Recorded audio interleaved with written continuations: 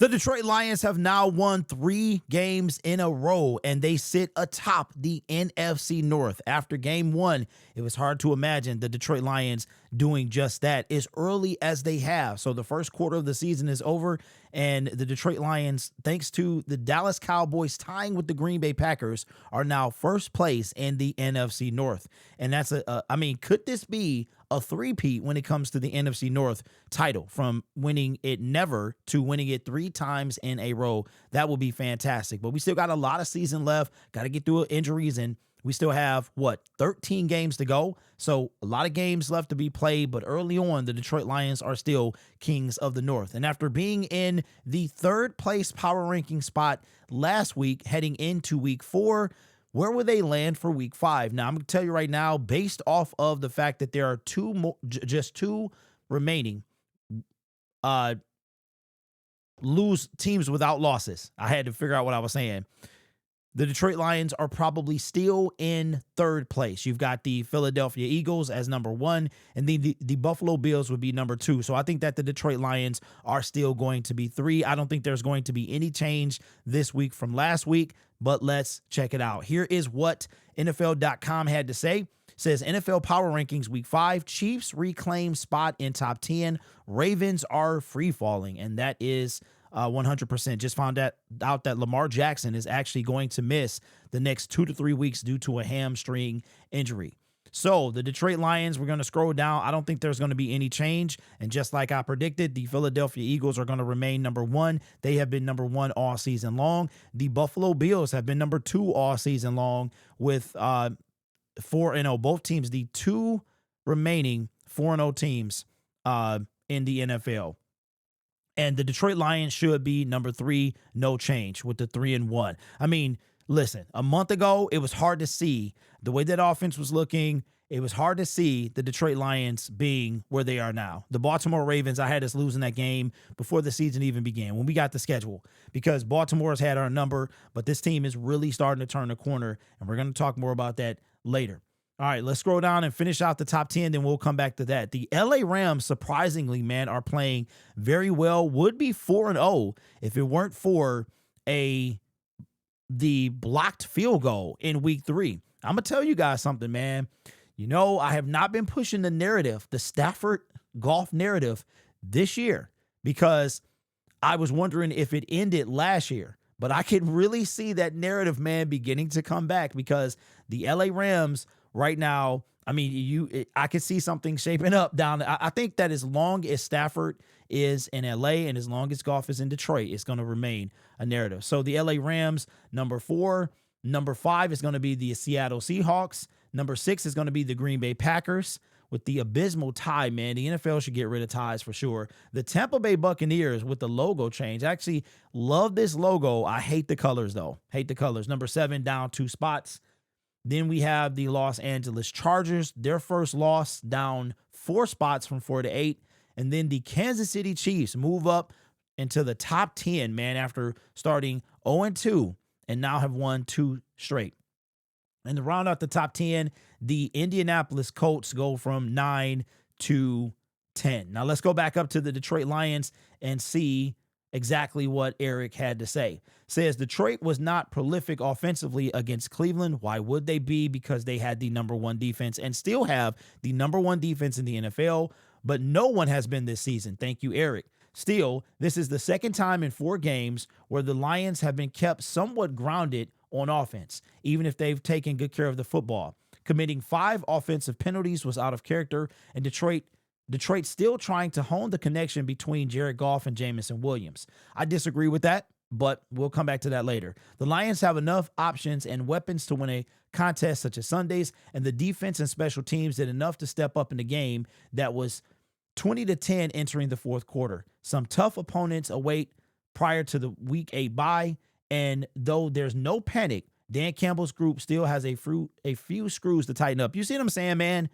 About how he just, everything is a nitpick. And I hate when non-Detroit Lions fans nitpick the team. You know what I'm saying? Like, it's okay for us to do it. This is our life. We commit to this. We've been fans our entire life. I hate this because this is all nitpicky stuff. The Cleveland Browns, even after facing the Detroit Lions, who were number 3 in offense. And if I'm not mistaken, they're number 1 in offense as far as points per game.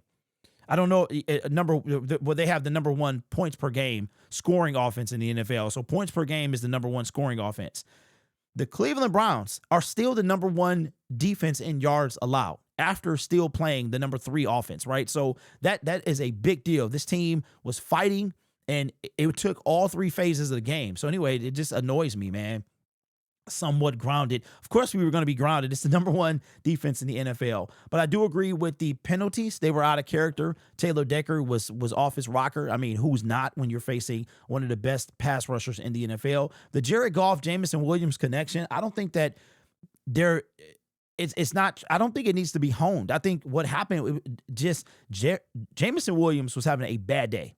He was having a bad day, 100%.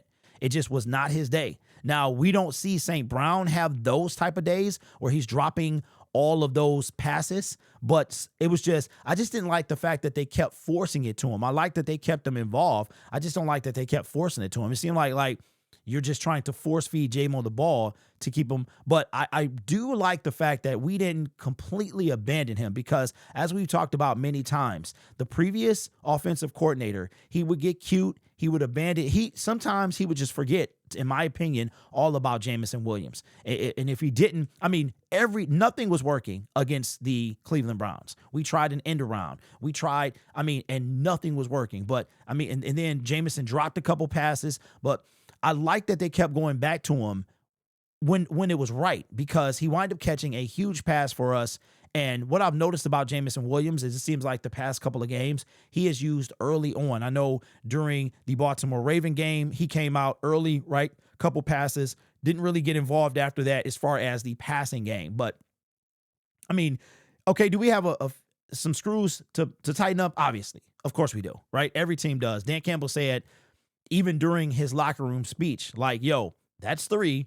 But it's some stuff we need to clean up. I'm not going to worry about that right now because we got the victory, and that's what matters. But we got to get back to work tomorrow. So I just, like I said, man, Eric, when people talk about our team and they're not fans of the team, it annoys me, man. That's one of the reasons that I exist. And I think 95% of the Detroit Lions content creators through the platform that is YouTube have existed. I remember sitting and listening to NFL Game Day or listening to Mike Valenti. He's not even a Lions fan.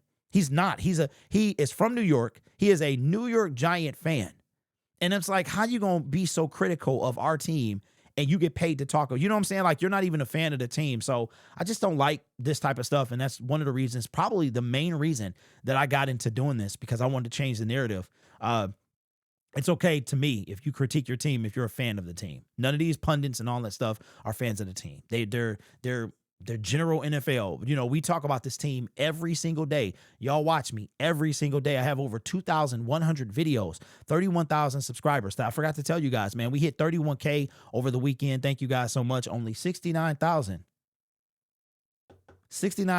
until we get that play button, man. Fantastic. It's going to be a long road, but if the Lions win the Super Bowl, we'll be even closer. So I want to thank you guys so much. Thank you to all my director tier members as well for showing your patience. Got a lot of stuff going on, man, trying to balance everything. So I appreciate your patience with the member screen being updated. I told you I was going to get it done. I did not. I apologize for that. Make sure you guys check out the cancer with October 1st being tomorrow. We are hopefully get some more sales, man. We got these shirts that we're bringing out, and they will have this logo here. And this is the Syndicate Cancer Care shirt.